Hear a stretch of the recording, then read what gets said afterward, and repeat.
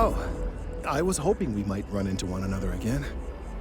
Your timing is most fortuitous. I'm on the verge of something, but I don't quite have all the information I need.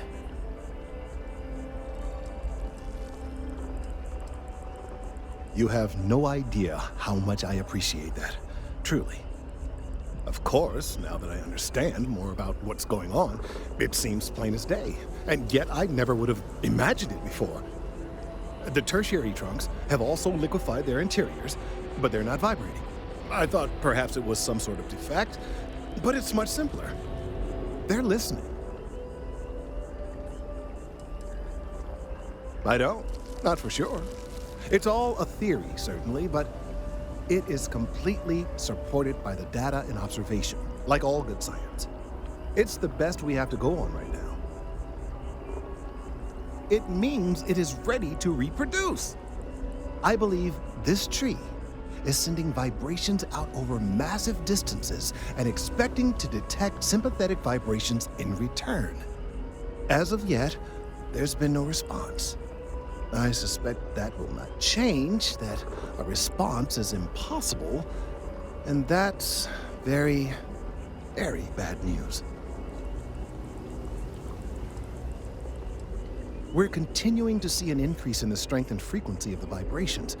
I don't know how much more significant it will become.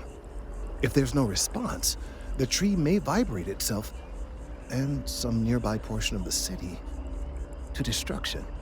Now, as of yet, there has been no response, and clearly none of the nearby individuals are a correct match. While it can't be ruled out that the intended recipient of these messages was cut down during the city's expansion, there is one other possibility. Over 100 years ago, the United Colonies and the Freestar Collective emerged from the Narian War. As a gesture of peace and goodwill, a near-literal olive branch, one of the trees from New Atlantis, was offered to the leaders of Aquila City.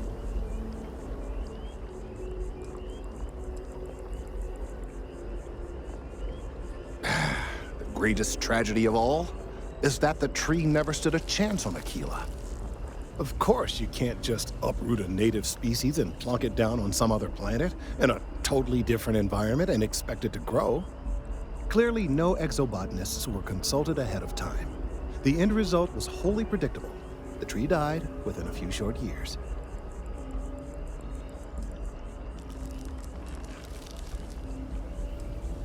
I'm sorry, I'll get to the point.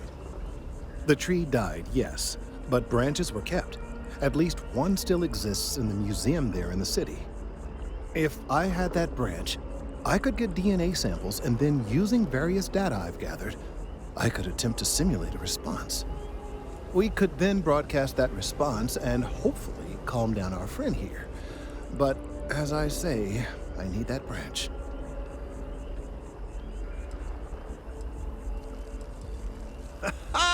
I knew you would understand. The museum in Aquila City is under the supervision of one Miss Kassler, I'm told. I don't know anything about her, but hopefully she'll be willing to listen to reason and assist our cause. All right, off you go. We don't have any time to waste.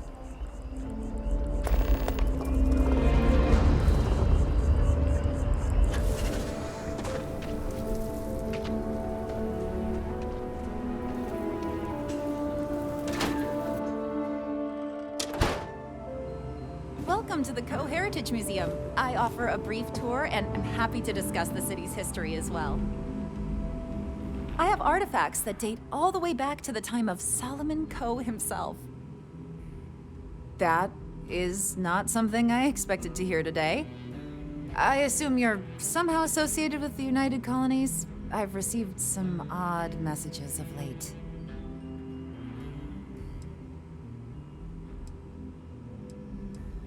Several that bordered on being incomprehensible. Honestly, I thought it was some kind of strange prank until now. A bunch of gibberish about dire consequences and frequency modulation and genetic reconstruction. It all came across as rather unhinged.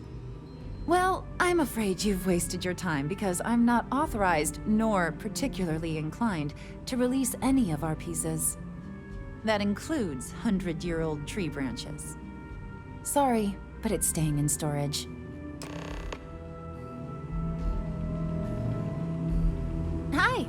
Please feel free to have a look around. It's the reason I started this place. I hear what you're saying, but I'm afraid it's out of the question.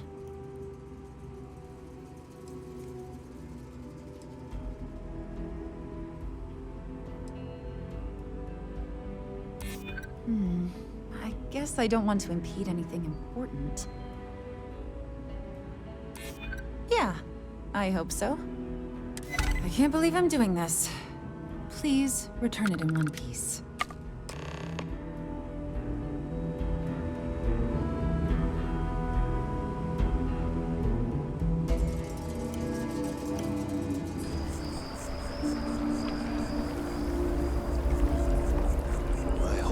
City has what we need.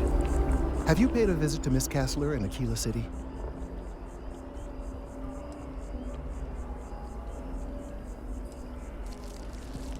Yes, of course. I'll see that it is returned to her in one piece. Well, perhaps minus a few shavings. Now, I just need a moment to analyze this and synthesize an audio response to our friend here. Right, so we'll feed in a sample. Now the program will incorporate the genetic and chemical makeup of the sample, extrapolating the size and structure of the original tree.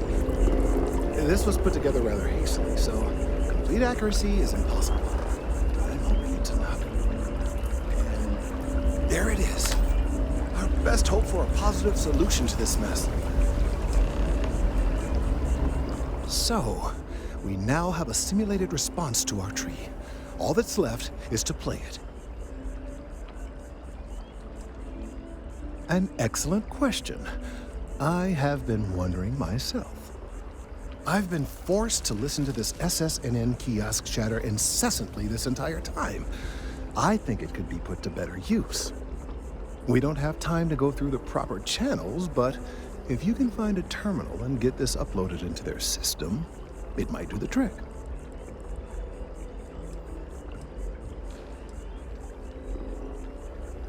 You're right. There's a chance that there could be some minor adverse side effects, but none would be life-threatening.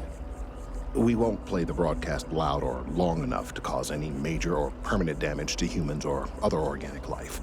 And aside from that, if we don't calm this tree down soon, well, I fear that the vibrations it's emitting will eventually reach such strength it could severely damage our internal organs. Then I fear all this hard work will be for naught. I would hate to see this tree come down, but we may be out of options. I have no doubt that you will. Whatever you need, you've got it.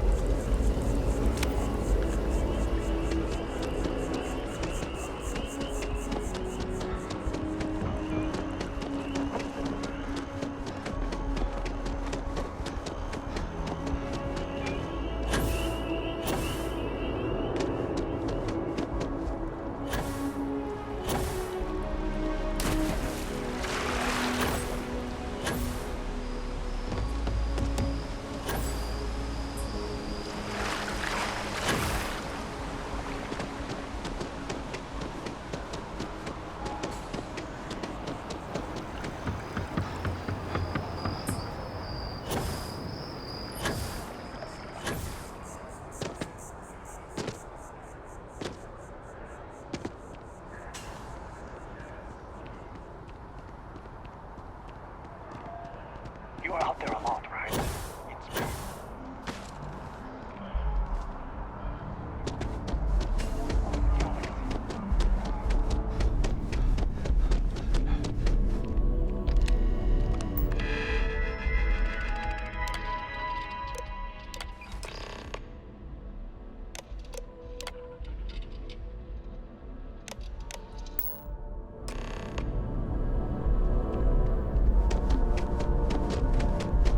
I bet whoever came up with bad news travels fast wasn't taking interstellar distances into account. If I move back to Neon, I miss it.